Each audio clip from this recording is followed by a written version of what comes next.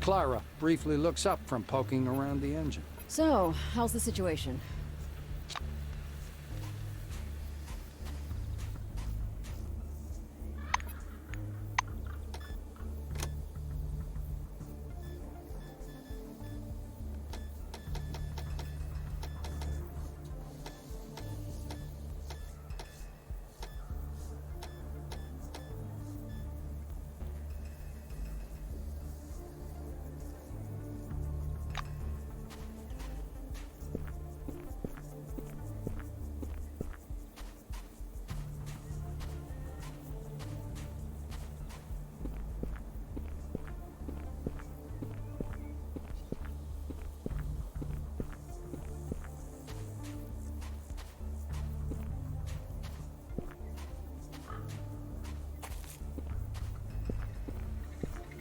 Well, you seem like a better sort. With his gang problem solved, Melville is visibly more hospitable. I'm sorry for bitching at you, sweetheart. My mood hasn't been great this last couple of weeks. Would you like some coffee? Because I could... The old man takes off his plastic leg and wraps it on the counter. Hey, anybody want some coffee? Coffee, come on. The old man scrubs his bald spot. That'd be my stand-in, I think. And here I reckoned he'd gone and quit on me. Could smell the stench from the cellar. Thought a rat croaked down there. Listening to your story, he shakes his head in amazement. You say it didn't even look like a person? Oh, I had a bad feeling about this place from the start. Not good at all, I'm telling you. The old man sighs in sadness. What life? I'm an old man. Life? My ass. Hey, sweetheart! Wait a minute, hold up. The blue claps you on the arm. He looks a bit confused. I was just, I was thinking... I wanted to thank you. Maybe we could go on a picnic. You like picnics, don't you? Aaron smiles. His expression is both silly and sincere. Look, there's a cliff nearby. Lovely place. I got a cook pot already there. A comfy piece of tarpaulin, too. And the logs are alive. Even got little bottles stashed away. Melville grunts, reaches under the counter and pulls out a bulky bag smelling of onions. The old man lays out the bag's contents on the counter. Canned pork, onions, eggs, and potatoes. He looks quite proud of his stash. What's a picnic without snacks? Here, I'm gonna teach you my family recipe for pulled pork. First, you have to boil the eggs, and then... Gesturing excitedly, the old man reveals the secrets of Melville family cuisine. I'd cook it myself, but I'm sure you can do better. See the stove behind me? There you go. Use it. Go ahead and cook. The blue rakes the food back into the bag and gives it to you.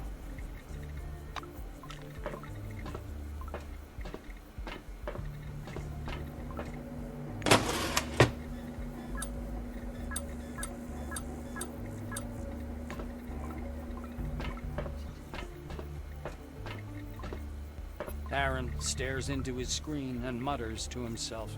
Where am I gonna get all them pawns? You filthy dog. He notices you. Ah, it's you. Well, come on, speak up. What do you want? Squinting skeptically, Aaron takes a piece of pork and tries it. Well, what do you know? That came out pretty good. He lowers his voice. There's that guy with the rock, the white by the swamp, and those two hippies.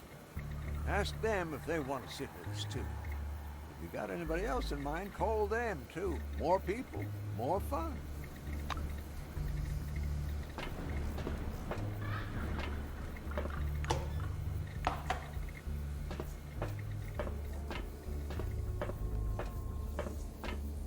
Glad to meet you.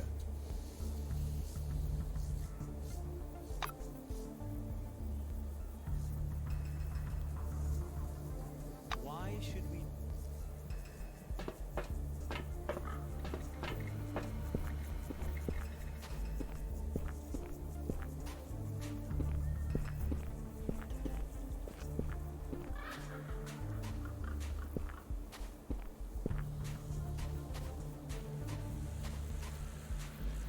Clara briefly looks up from poking around the engine. So, how's the situation? Sure you don't want some nuts? Water, maybe. You see doubt in Blue's eyes. I don't know. Clara returns to her repairs.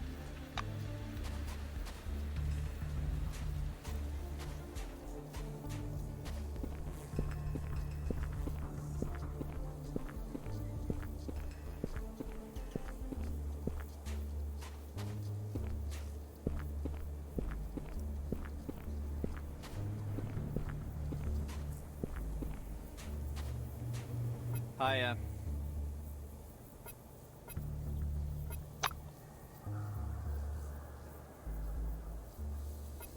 See ya.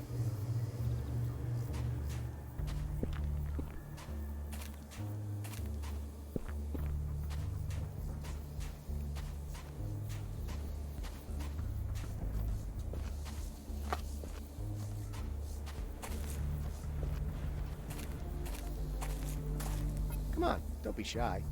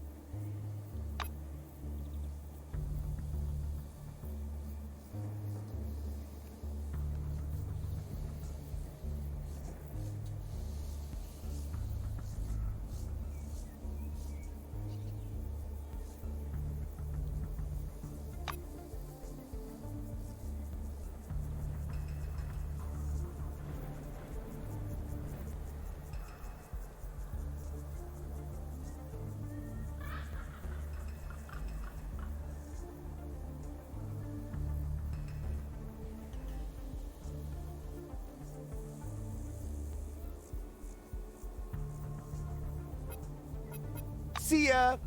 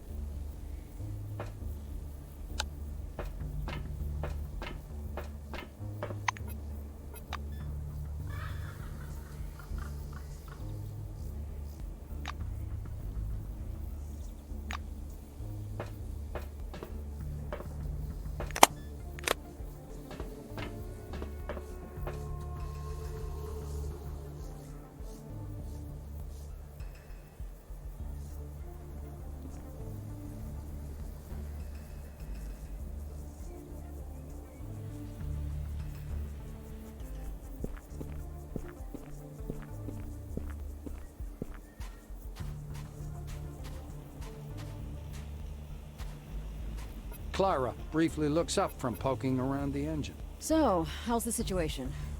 Sure you don't want some nuts? Water, maybe. I have some here. A vague smile appears on the Blue's face. Really? That's good news. We could have been stuck in here for a long time. Radio's still not working. You open the hood. Clara sets up the device between the cylinder block and the fuel pump.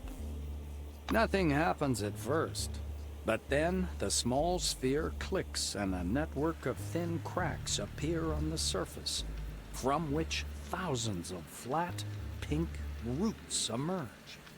They spread all over the engine and darken before your very eyes, assuming a metallic texture and shine. You exchange glances with Clara. The Blue crosses herself silently. She gently touches the relic and forcefully slams the hood. Sitting behind the wheel, Clara nods to you, inviting you to get into the cabin. Done. Let's go. See whether this gizmo really helps against the storm.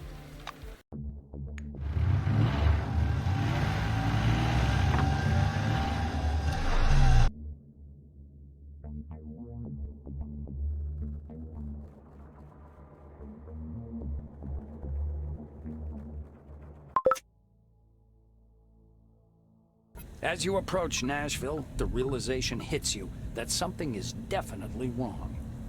The boom at the security checkpoint is up, and the turret indicators are glowing red. The automatic guns beep and direct their gun barrels at your vehicle. You and Morgan exchange concerned looks. Clara floors it. The engine roars as the tractor truck speeds past the turrets and leaves the danger zone.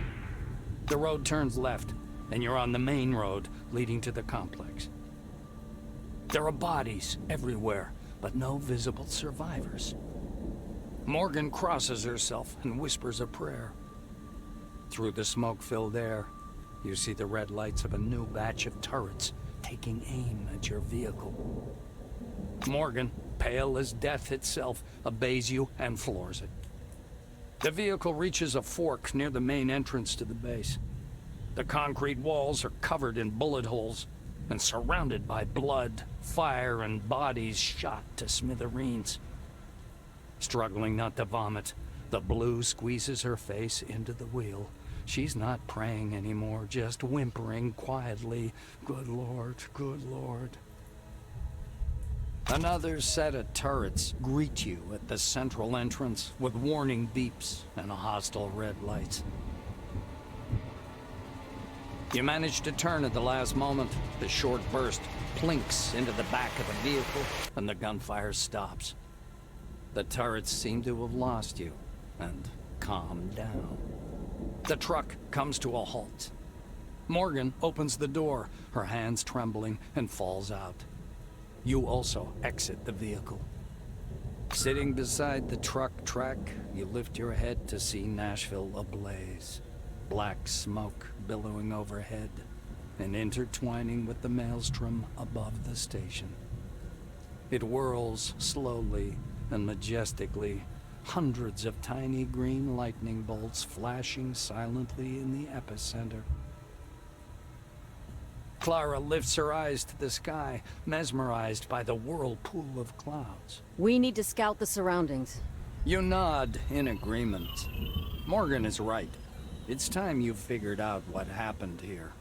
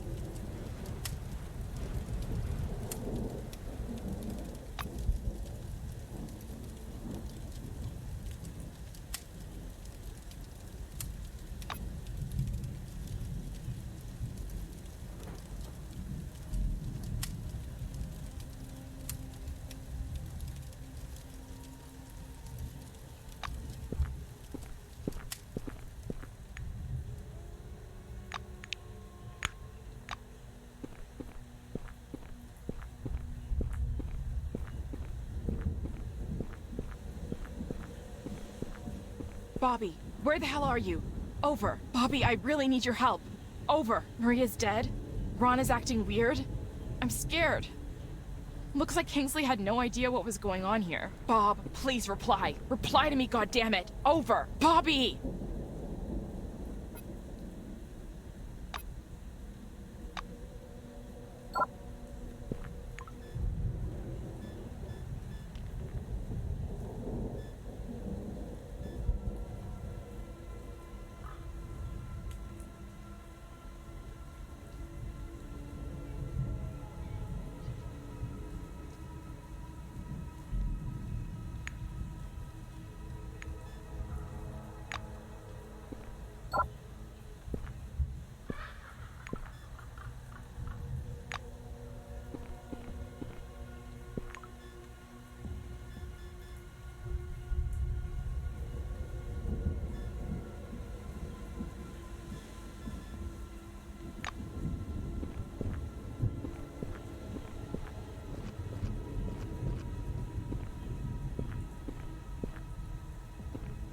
Attention! The lockdown mode is activated. The door is blocked. Talk to the employee on the entry point 2.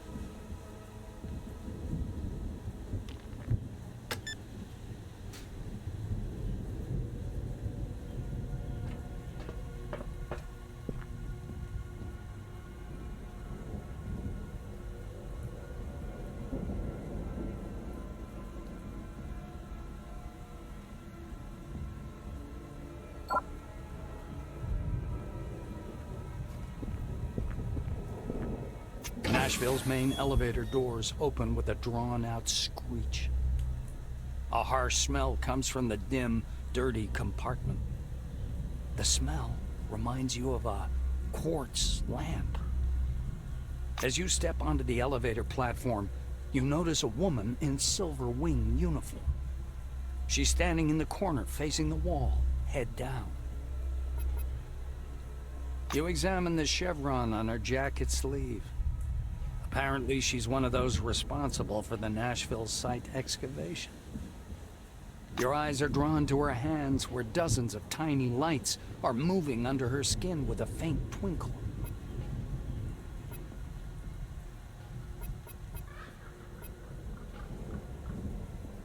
The button responds with a loud metallic click, but the elevator doesn't move. You stand silently for some time, leaning against the elevator fencing. The strange woman suddenly turns, her eyes wide open. In them, you see brightly glowing white rings around the iris. There's a thud. Something heavy falls down behind you, making the cabin shudder. You reflexively jump aside, just in time. A body lands where you were standing a moment ago with an unpleasant crunch. And then another one, right next to it. People begin to fall onto the elevator platform from the darkness of the shaft above. The elevator platform is shaking. A speaker on the wall comes alive. Caution, overload. Please vacate the platform. Caution, overload. Please vacate. The strained overhead cable snaps with a blaring twang. You fail to leap from the platform in time. It plummets, whatever remains of its emergency braking mechanism screeching unbearably. You scream as loudly as you can as you plummet to your doom. The elevator car comes to a sudden halt as it crashes into something soft with a loud splash. Faint emergency lights illuminate a heap of torn limbs and crushed torsos smeared on the floor. The smell of blood is thick in the air. You stagger to your feet. The elevator door opens onto a dark corridor. You have arrived at your destination. Welcome to Nashville.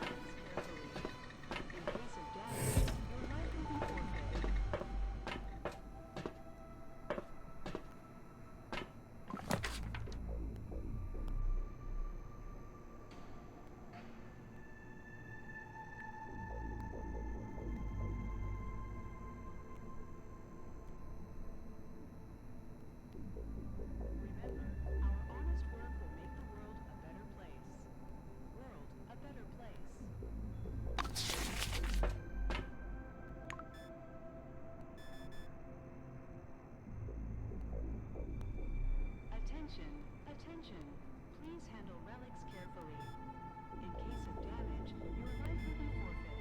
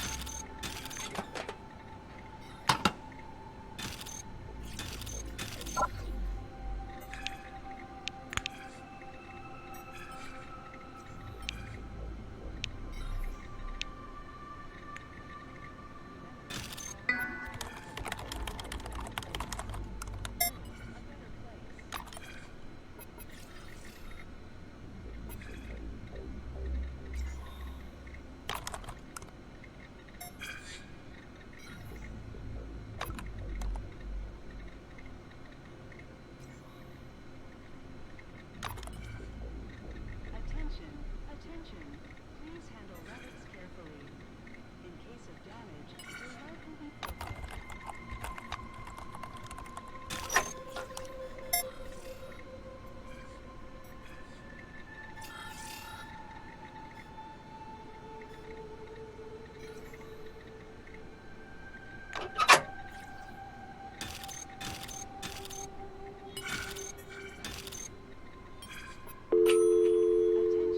Attention, please handle relics carefully. In case of damage, your life will be forfeit.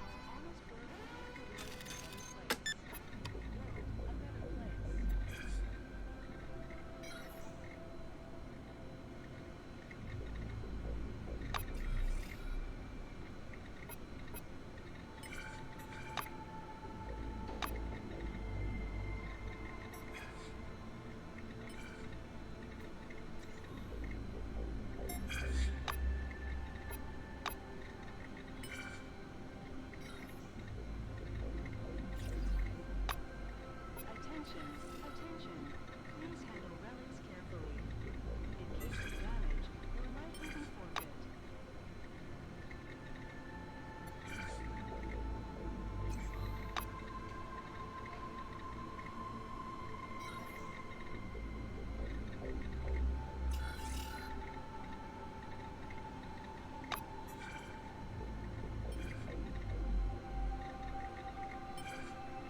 Remember, our honest work will make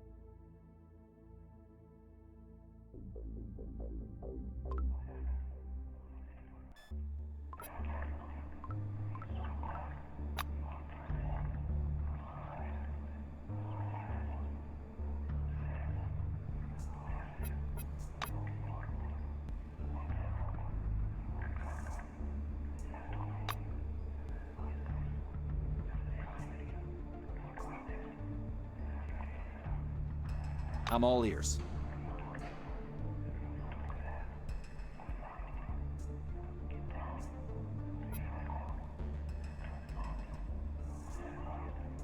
Attention, attention.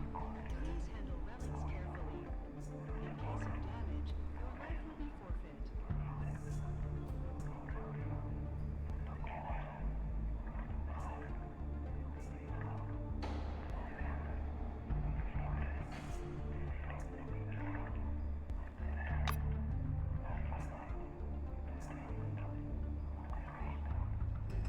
Our honest work will make the world a better place. World, a better place.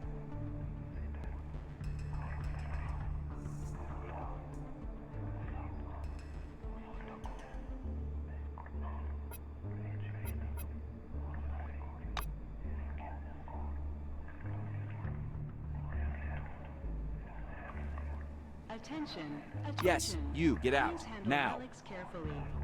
In case of damage, your life will be forfeit.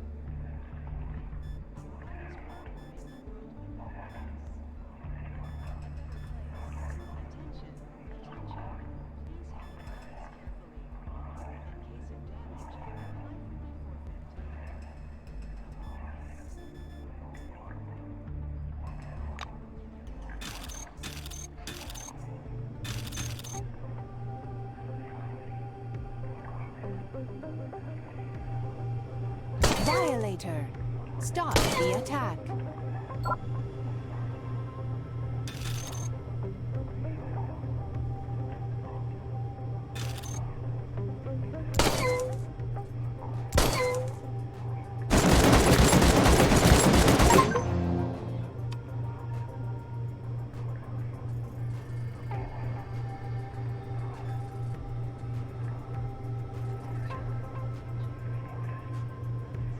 Structural damage located.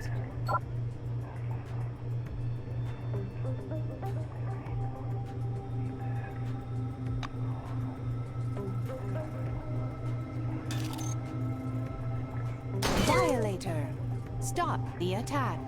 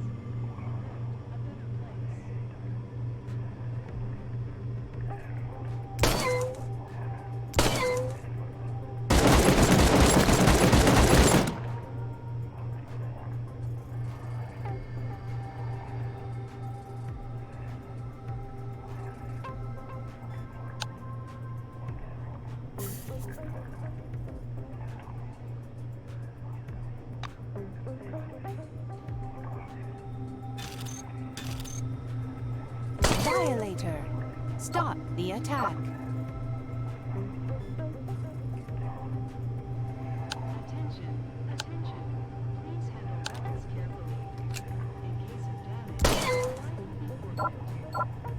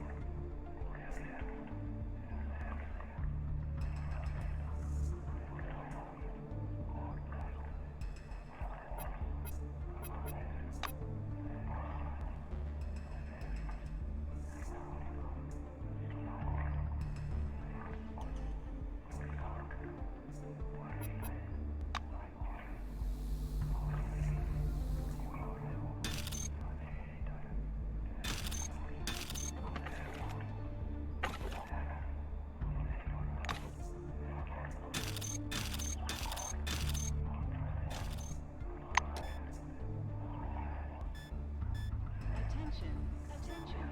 Please handle relics carefully. In case of damage, your life will be forfeit.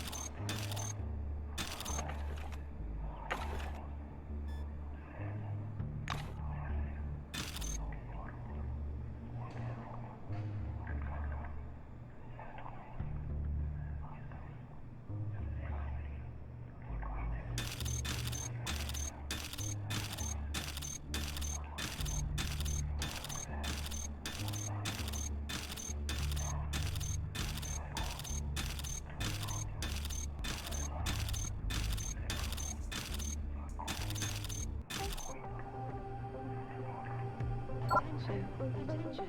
Please handle relics carefully. In case of damage, Violator. Stop the attack.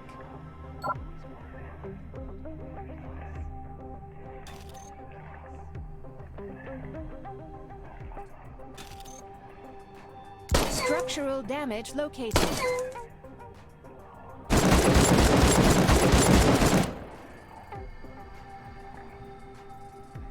Structural damage located.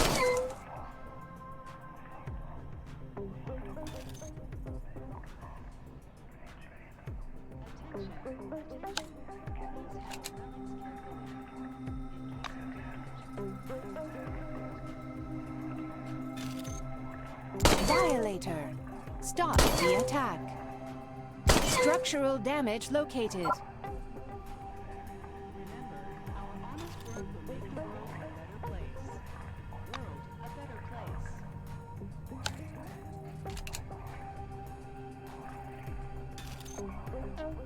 Violator.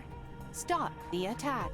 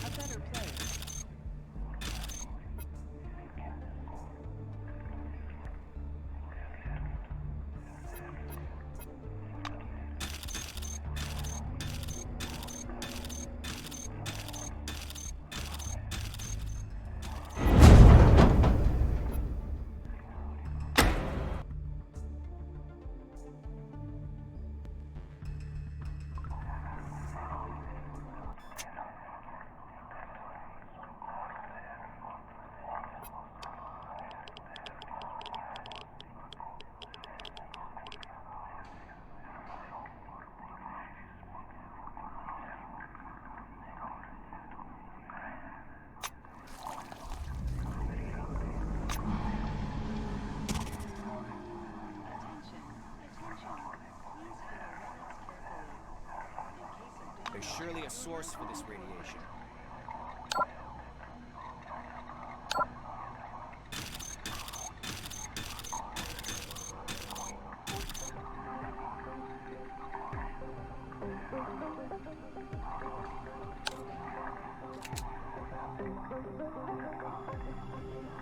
Ah! Ah!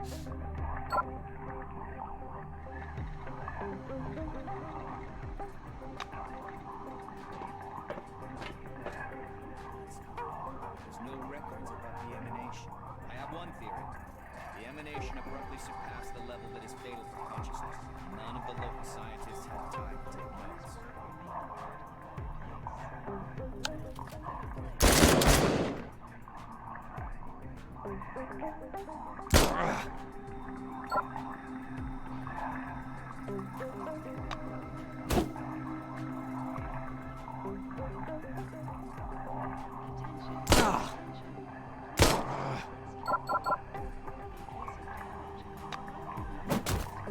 There's something that doesn't add up in these calculations. I don't understand what it is.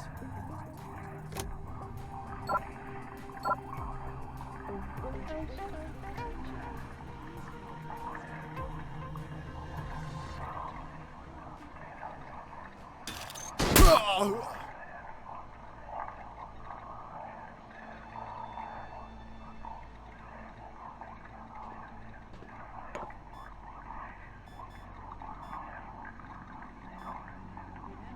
our honest work will make the world a better place. Build a better place. There's something else of crucial importance. The emanation wasn't permanent. Supposedly, it has abruptly increased during the last couple of days.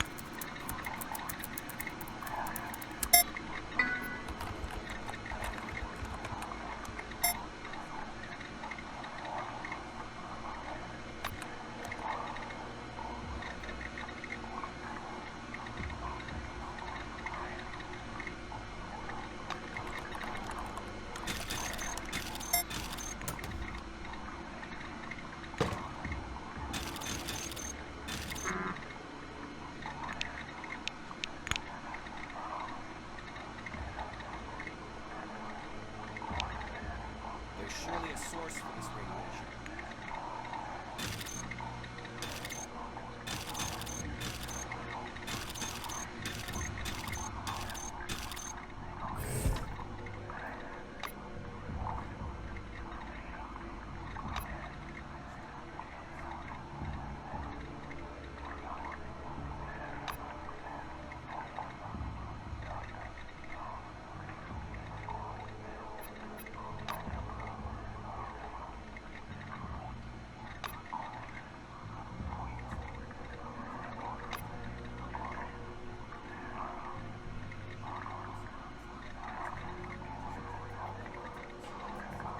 How can I help?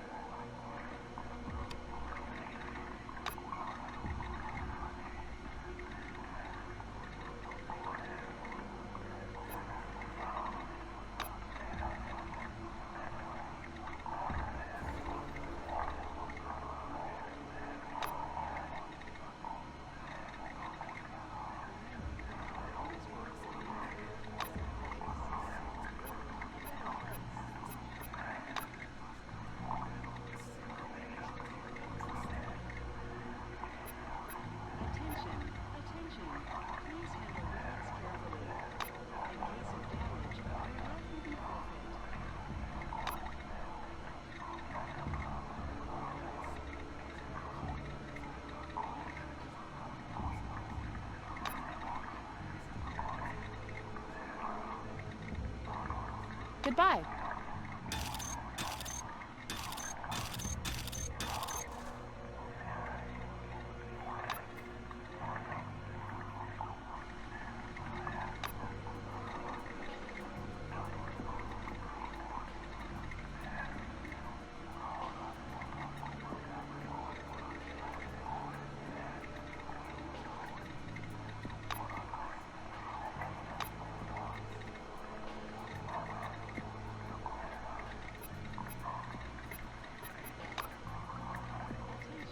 Forgot something.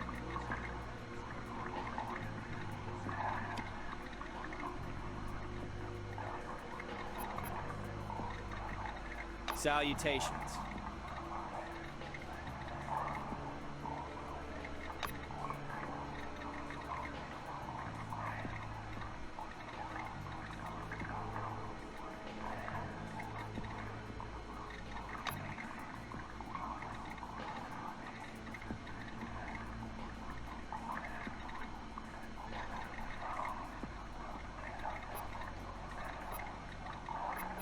Have a good one.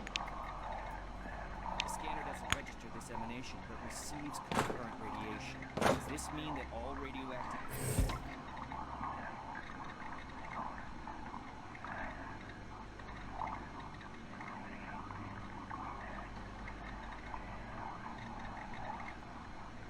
Hello again.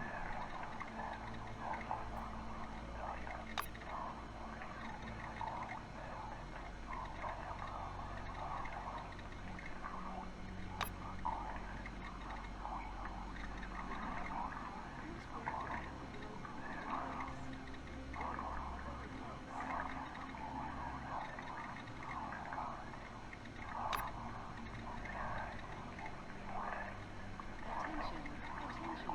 Please handle weapons carefully. In case of damage, your life will be forfeit.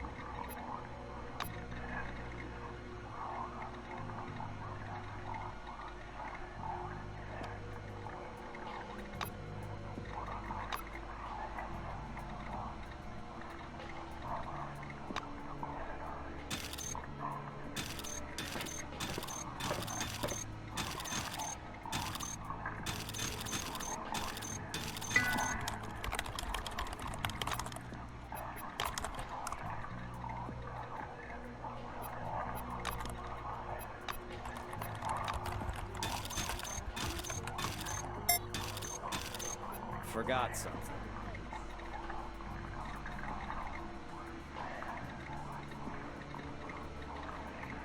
Good luck.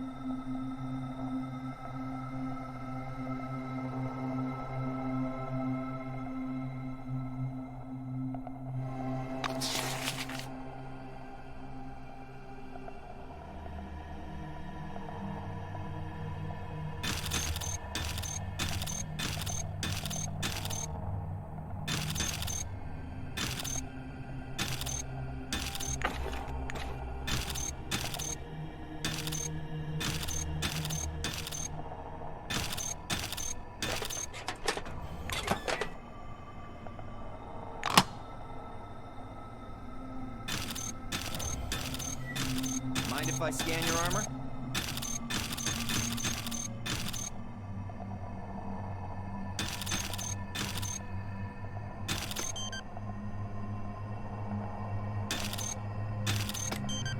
Enabling lighting in the excavation zone. Warning. Damage to power system detected. Start the emergency generator.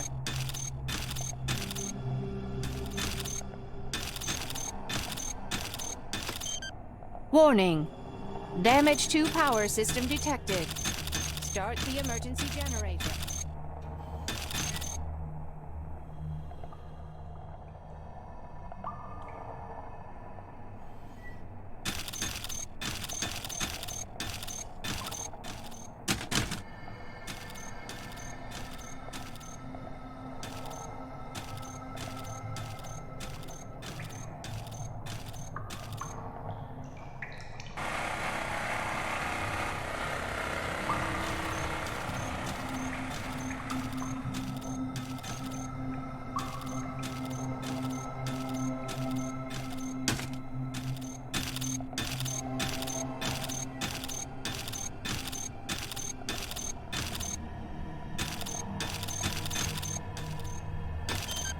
Lighting enabled.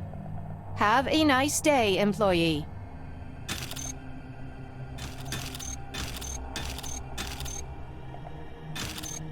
So, where were we?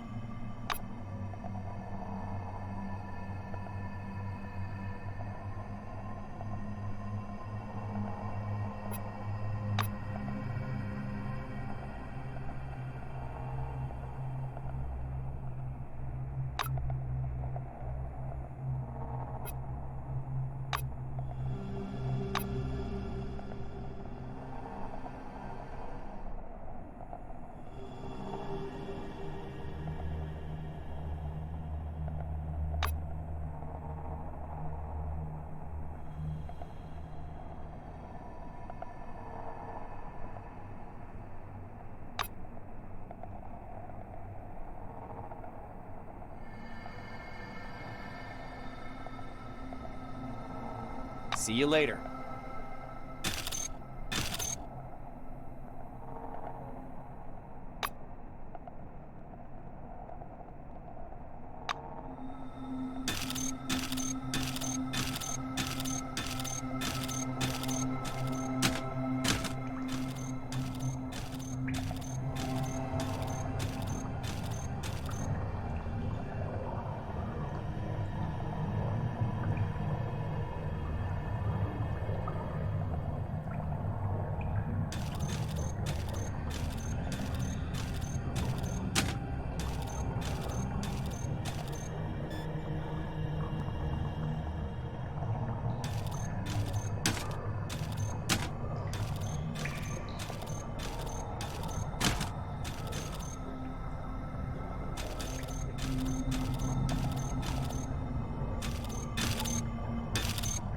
This amber orange ball, hovering above the scientific equipment connected to it, seems to be the reason for what happened in Nashville. You can feel the waves of anomalous radiation emanating from it with your whole body. A pleasant tingling rolls through your skin, and each wave fills your head for a mere moment with strange, rapidly fading images. Without taking your eyes off the sphere, you move closer. You aim your scanner at the artifact's glowing surface, but the device will not function. Only a sine curve is quivering spasmodically on the monochrome screen.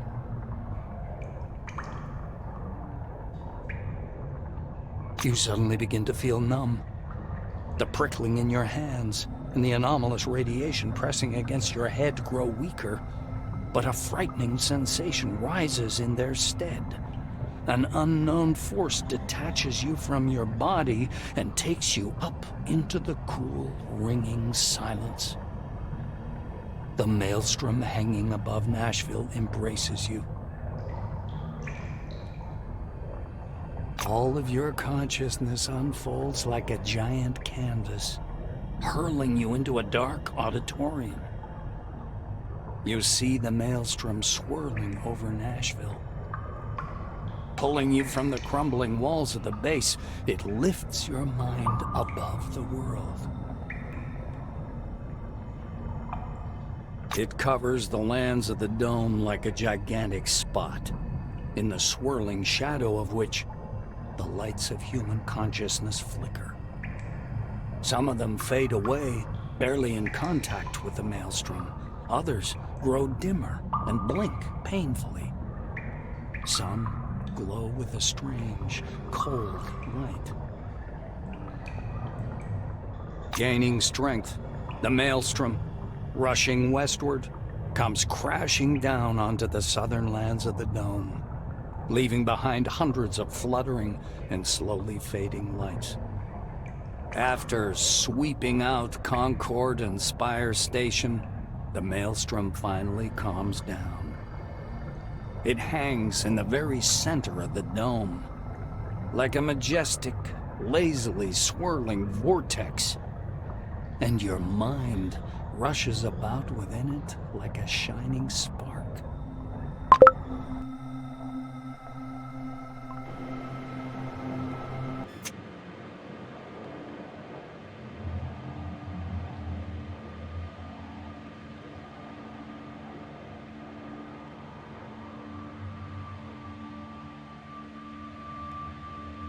It takes you some time to realize that you're wandering through a fog.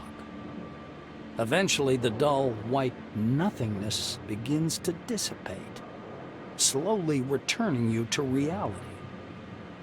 A noise fills your ears, a rumble resembling the sound of waves rolling ashore. You step carefully through the white haze. Fragile bits of rock crackle under your feet. Vague shadows appear from the mist over your head. Breached concrete plate bristling with exposed armature. The dusty drill of an earth mover lying on its side. Yellowed documents, boxes. Crushed steel closets that tumbled down through gaps in the floor. The space beneath your feet resembles thick but perfectly transparent ice. A vortex of clouds spins slowly below, the lights still flickering. They're the same lights you saw when you first touched the sphere. The lights are actively moving, wandering, gathering. Iridescent, they form both small and large groups, and the desert far below changes, following their pattern. Settlements appear in the north, in the east, in the west, and even in the dull yellow barrens of the south. They grow right before your eyes, as if time were moving ahead at incredible speed.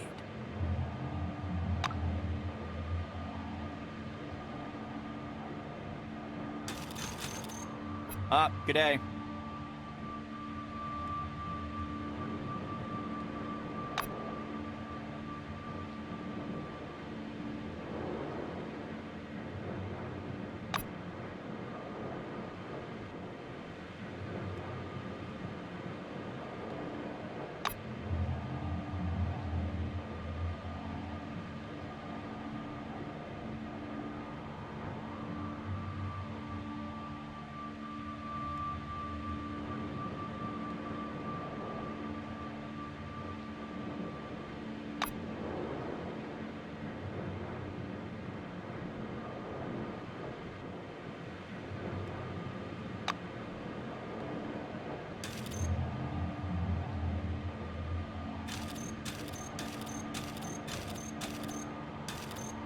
Clara is surrounded with white light and mist, her hands clasped in prayer.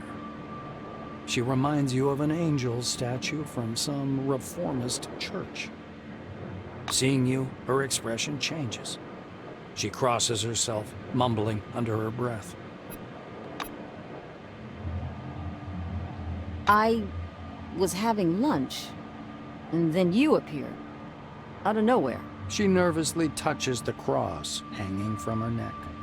Clara never moves her gaze off you. I remember you saying, find the car and drive away. If I knew you were sacrificing yourself, I would have stayed.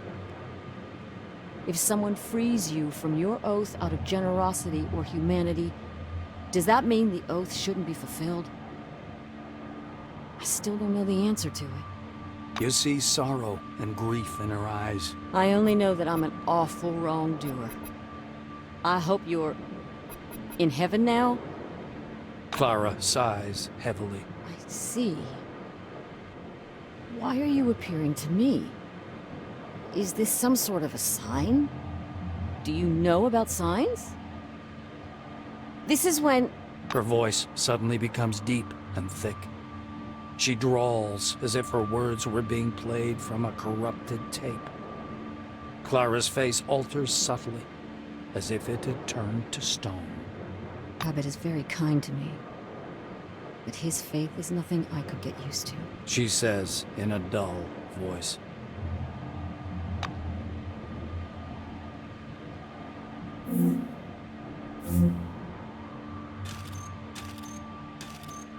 Glad to meet you.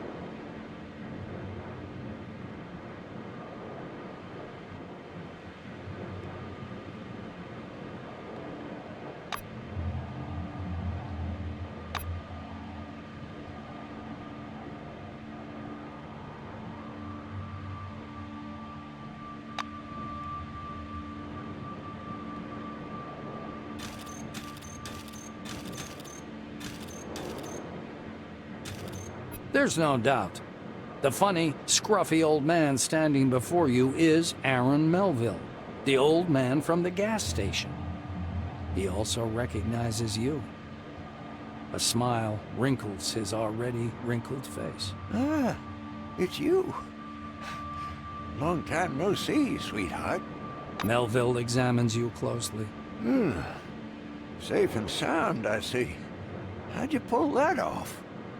No one survived where you were heading.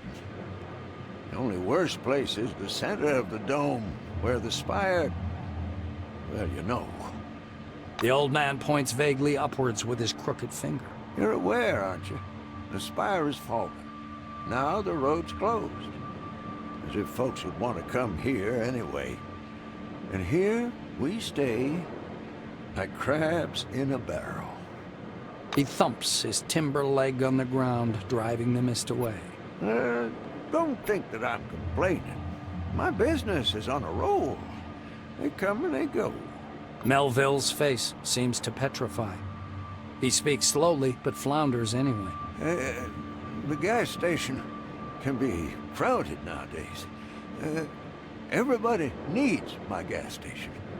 Oh, folks went crazy, I tell you. Fighting over nothing. The old man woefully shakes his head.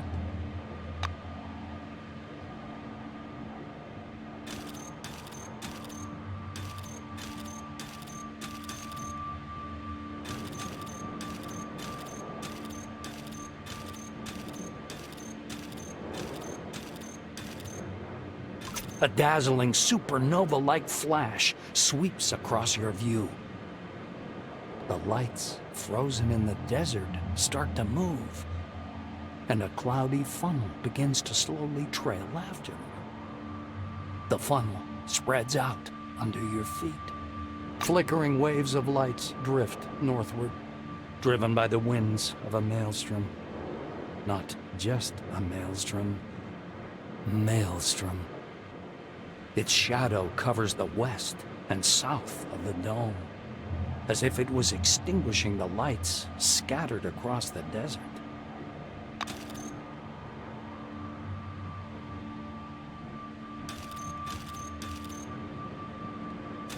Van Olden looks the same as he did during your first meeting.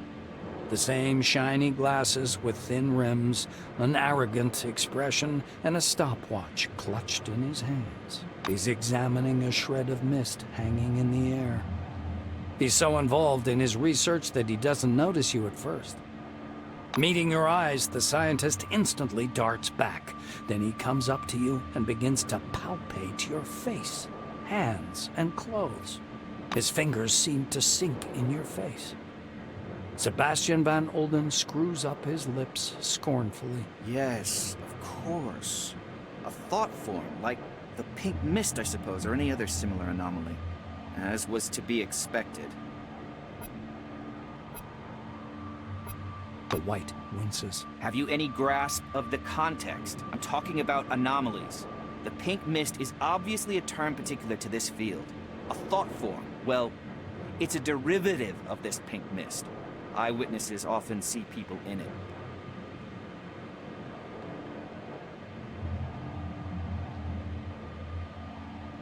Sebastian smiles dreamily. I see answers in it myself. Numerological sequences which... But you probably wouldn't understand. The scientist loses all interest in you, steps aside, and continues to study the mist. A gray-haired man, arms stiff at his sides, stands squinting short-sightedly into the mist. Kingsley is much shorter in person, and older. He notices you. I depended on you and you failed me. Why did you not report on the events of that day? Martin comes closer. You notice small changes in his uniform. Some of the insignia have been replaced by larger patches resembling military chevrons.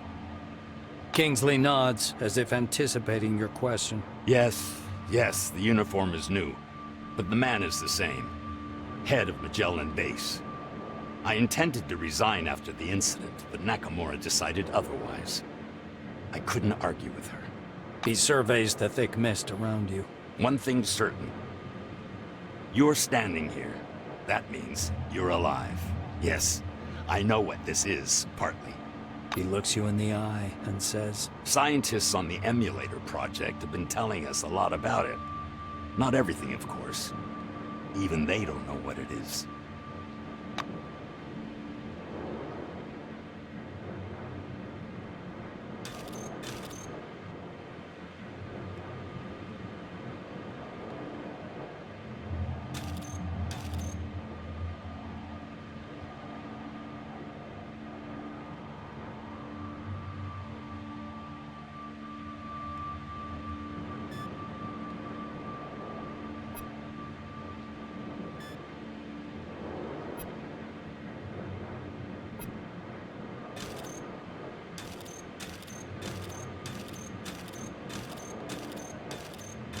You smell quartz and sand tempered in the sun. But as you try to penetrate the dispersing mist, you can't see any desert. The world around you is full of pictures.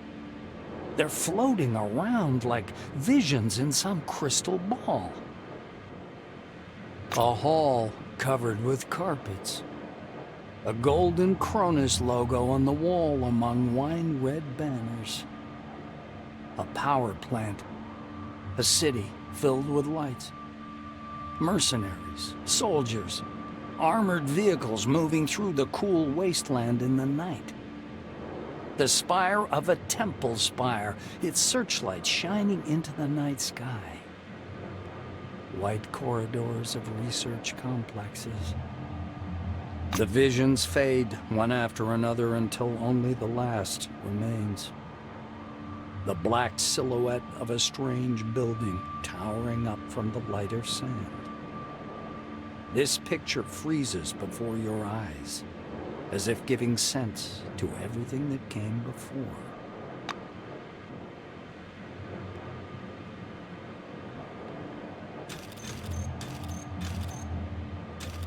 A wizened old man, long and lean as a scarecrow, leans over to examine you with the curiosity of a vulture.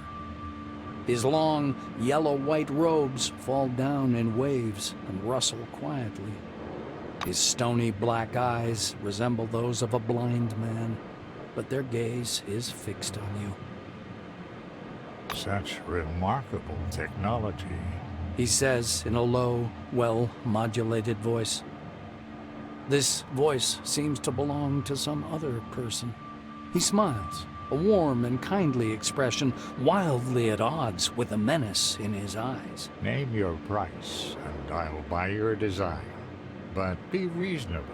Take time with your answer. Think it through.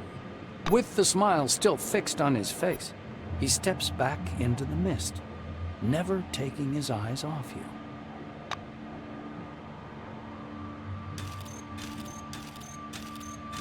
You hear heels clicking. A dark figure appears out of the mist before you. It's a woman. You've never met her, but you feel as though you've seen her face 1,000 times. You even know the sound of her voice, although you have no idea where you could have heard it. She looks at you with surprise. Then she frowns pensively and steps closer. She stands so close you can see multicolored reflections in her bionic eye. After poking you to confirm your ethereal nature, she waves her hand left to right. Obviously, she's hoping to disperse you like mist. Naturally, she fails. The woman chuckles discontentedly and leaves. The clicking of her heels fades quickly away.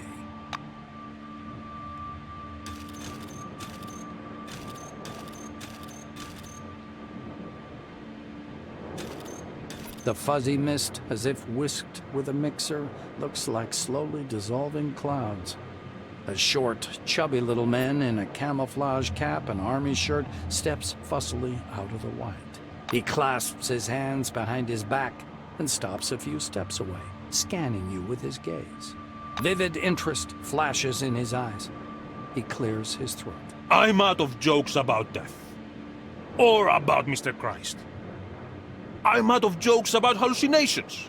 Although hallucinations under the dome aren't any joke, but an everyday reality. The man circles you.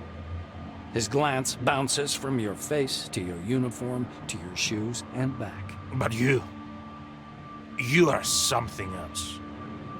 So, let's see. A pre-war haircut, old-time uniform, clean and pressed.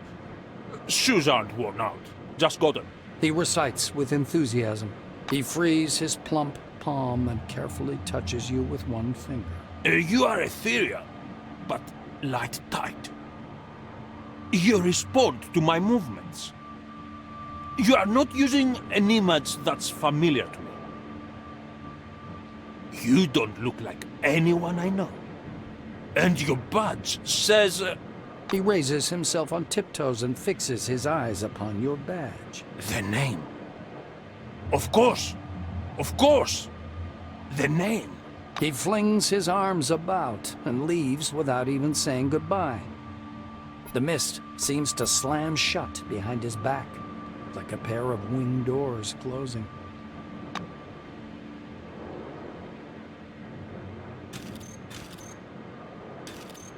The fluctuant white slowly settles. A man and a woman stand before you. The woman rolls her eyes discontentedly. Are you serious? Tuesday, I tell you. Wednesday, I tell you. Thursday. How come I always repeat the same thing? I can't sleep without my pills. You're the man. You're responsible for me. The nightstand. The top drawer. There they are. Oh, my pills.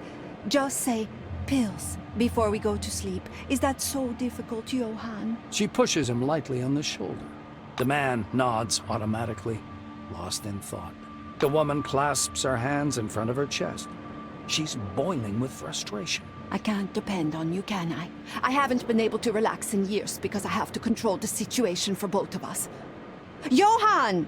Hello! My pills! P-I-L-L-S! Her shouts break through the man's pondering. He comes to his senses and stares at you in surprise. Then he turns to face his companion. Olivia, don't shout. Make a habit of putting your pills on your pillow. Anyway, this isn't about the pills. Olivia falters and points her finger at you. And what is this? Or who is this? Mind telling me, without the never-ending riddles, Johan? Just tell me. Johan gives you an appraising look. Is it Maelstrom? Hobbits trying out a new device? I don't know, darling. Now, be so kind to take these goddamn pills since you remembered. And if you must yell to it quietly, I have a migraine. The woman flings her arms up fiercely and walks away into the mist. Johan lets her go ahead, then follows.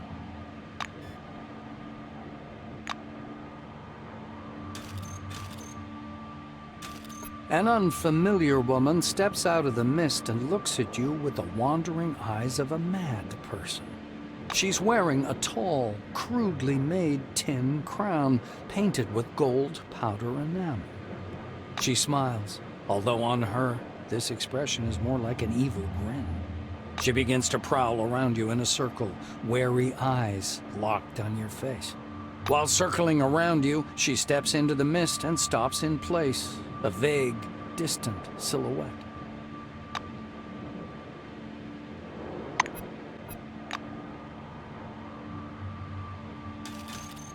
The mist fades away. You see a short, dark-skinned man with a grim face. He's wearing a brightly colored turban. You take a step towards him, and he strides forward as if to block your way. The ends justify the means, don't they? Have you scientists nothing better to do, Kimiko? He asks, looking upward. The stranger raises his hand, forcing you to stop. He looks up again. We have to be like the Soviet Union and Germany in the late 1930s. Mutual favors, mutual limits, parity. We've always worked on such terms. As he finishes speaking, his lips stop. The man in the turban keeps standing there, a lean figure looking angrily upward.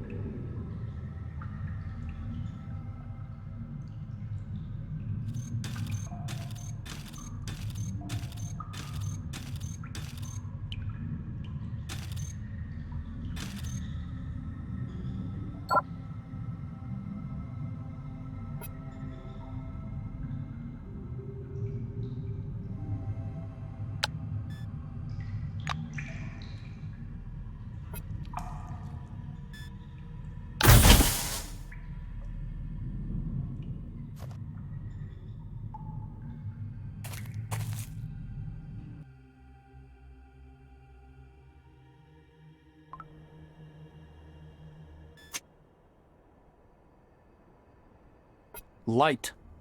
Bright light. You shield your face with your hand. After the darkness of the cave, it feels like broken glass rubbed into your eyes. You slowly spread your fingers. At first, you can't see anything, only a blind whiteness. Gradually, the pulsating light resolves into the outlines of a red rock and a tall white structure at its foot. The screen on your Kairos blinks. The system reports an error while trying to update the built-in atlas. When the maps reload, the icons are gone.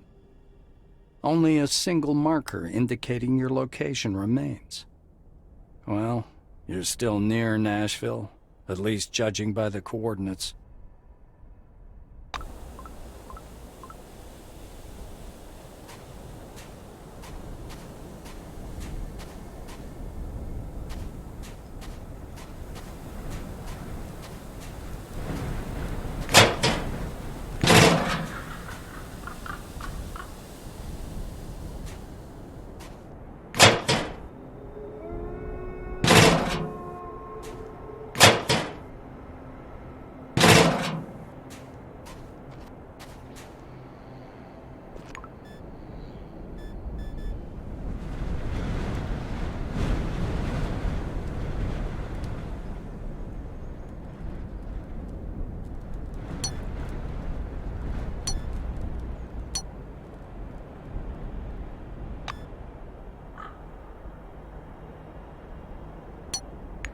Prohibited.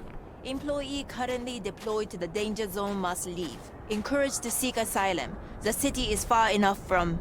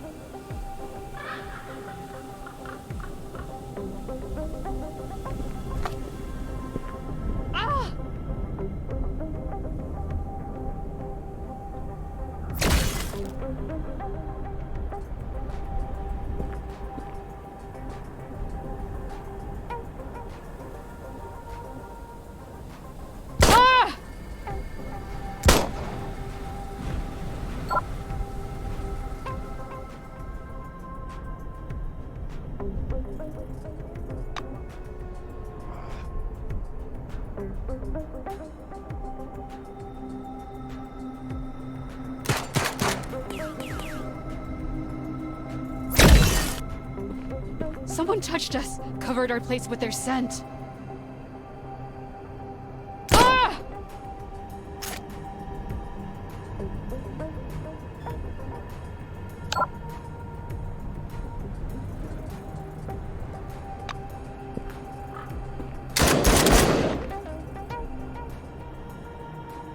outsider radiation everywhere.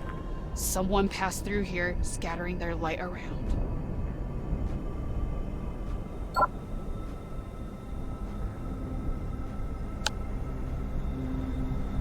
Ah!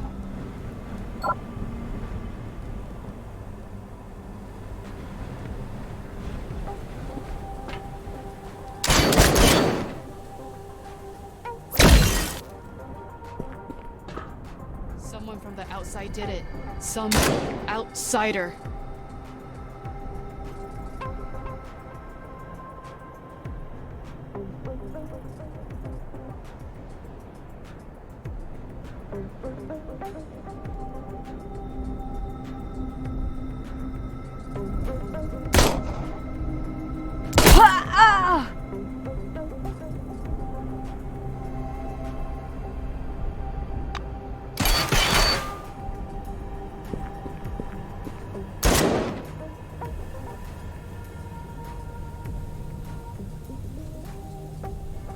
Someone from the outside did it. Some outsider.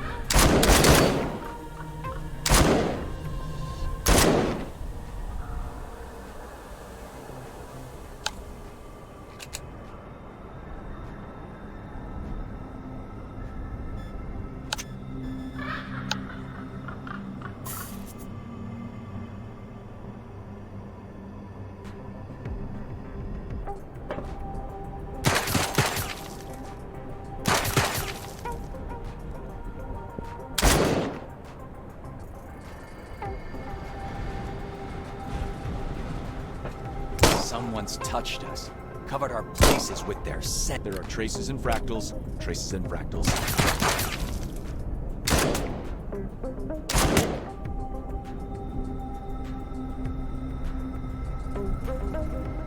Someone from the outside did it. Some outsider. Someone touched us, covered our face with their scent.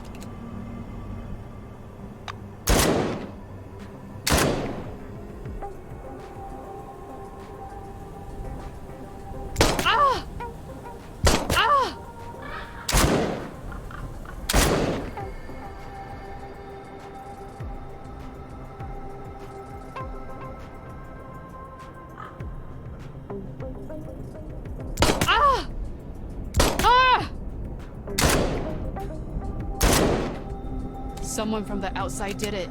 Some outsider. Ah! Ah!